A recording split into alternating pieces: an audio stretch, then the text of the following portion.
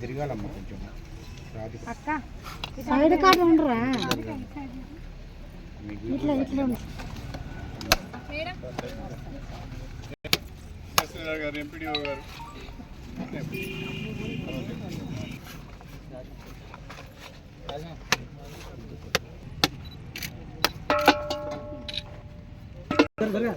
జరగన్న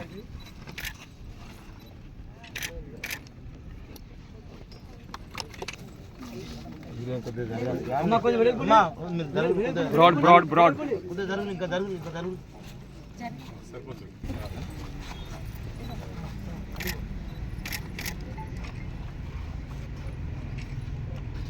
4604 quintal కొనడం జరిగింది sir.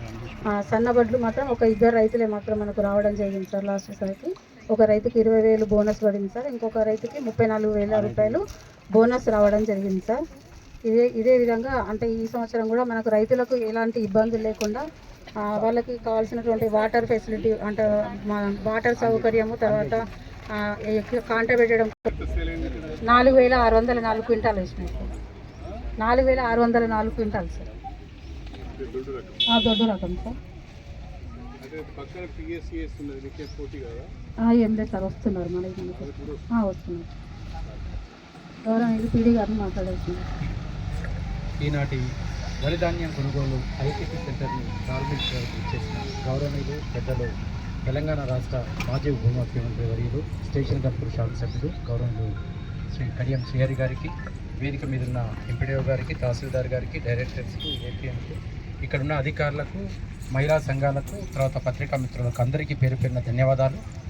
Telangana రాష్ట్ర ప్రభుత్వం ఇచ్చిన ఆదేశాలకు అనుగుణంగా మన జిల్లాలో దాదాపుగా 150 సెంటర్లో, పర్చేసింగ్ సెంటర్లో 76 సెంటర్లు ఐకేపీ సంఘాలకు, బీఓలకు కేటాయించడం జరిగింది.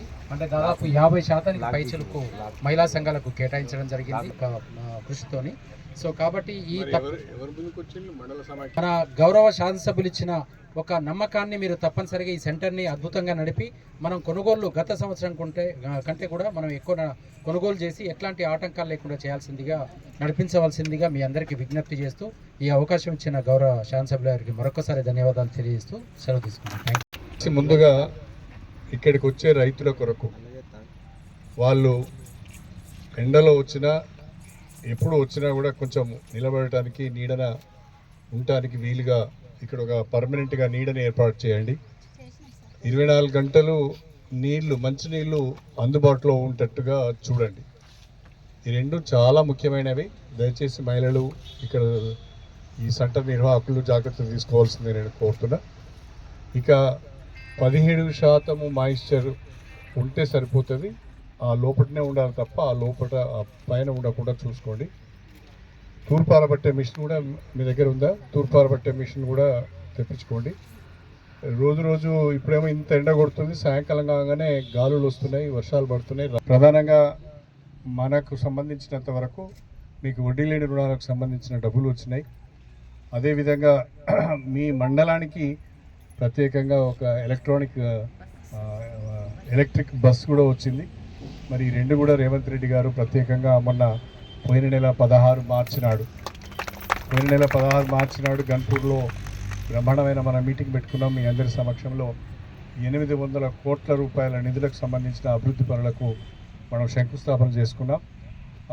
అప్పుడే వారు చెప్పారు, వడ్డీ లేని రుణాలకు సంబంధించిన డబ్బులు ఏవైతే మహిళా సంఘాలకు రావాలనో వాటిని రిలీజ్ చేస్తామని చెప్పారు. ఈ ధాన్యం కొనుగోలు కేంద్రాలు మీరు నిర్వహించడం ద్వారా వచ్చే కమిషన్ ఏదైతే ఉందో అది మీకు ఉపయోగపడుతుంది. పెద్ద సెంటర్ అయితే కనీసం 5 లక్షల వరకు వస్తుంది. మధ్యస్థంగా ఉండే సెంటర్ అయితే 3 లక్షలు, 3.5 లక్షలు వస్తుంది. చిన్న సెంటర్ అయితే 2 లక్షల రూపాయలు వస్తుంది. ఆ విధంగా కమిషన్ కూడా మహిళలకు కూడా ఈ ధాన్యం కొనుగోలు కేంద్రాల నుంచి వస్తుంది. మీకు ఉపాధి లభిస్తుంది. మీకు ఉపాధి కల్పించాలనే ఉద్దేశంతోనే స్టేషన్ గన్పూర్ నియోజకవర్గంలో పిఏసిఎస్ల కంటే ఎక్కువ మనము మహిళా సంఘాలకే, ఐకేపీ సెంటర్లకే ఎక్కువ ప్రాధాన్యత ఇచ్చినాం. ఐకేపీ సెంటర్ల ద్వారానే మన నియోజకవర్గంలో ఎక్కువగా ధాన్యం కొనుగోలు జరుగుతున్నదనే విషయాన్ని కూడా మీ అందరి దృష్టికి తీసుకొస్తున్నాను. ఎవరైతే సన్నాలు తీసుకొచ్చి ఈ ధాన్యం కొనుగోలు కేంద్రాల్లో అమ్ముతారో మద్దతు ధర 2,320 రూపాయలతో పాటు ఇంకా 500 రూపాయలు కలిపి 2,820 రూపాయలు క్వింటాల్కి వస్తుంది. అది కనుక మీరు బయట అమ్ముకుంటే 2,100, 2,150 మాత్రమే వస్తుంది. కానీ క్వింటాల్కు 600 రూపాయలు నష్టపోతారు.